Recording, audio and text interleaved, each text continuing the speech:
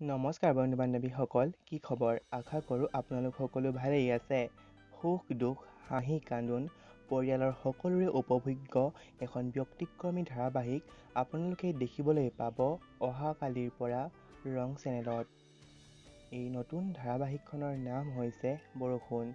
বন্ধু বান্ধৱীসকল, এই ধাৰাবাহিকখনত জনপ্ৰিয় অভিনেত্ৰী প্ৰিয়ম পল্লৱী আৰু বংকিম শইকীয়াকে আদি কৰি বহুতো ন-পুৰণি অভিনেতা অভিনেত্ৰীক আপোনালোকে দেখিবলৈ পাব এই বৰষুণ ধাৰাবাহিকখনত।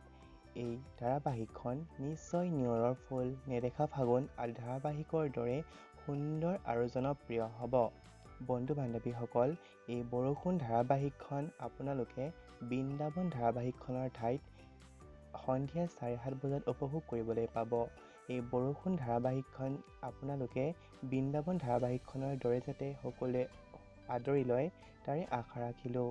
আপোনালোকে কোনে কোনে বাৰু এই বৰষুণ ধাৰাবাহিকখন চাবলৈ অধিক আগ্ৰহেৰে বাট চাই আছে জনাবচোন। আজিলৈ ভিডিঅ'টো ইমানেই আছিল। ধন্যবাদ।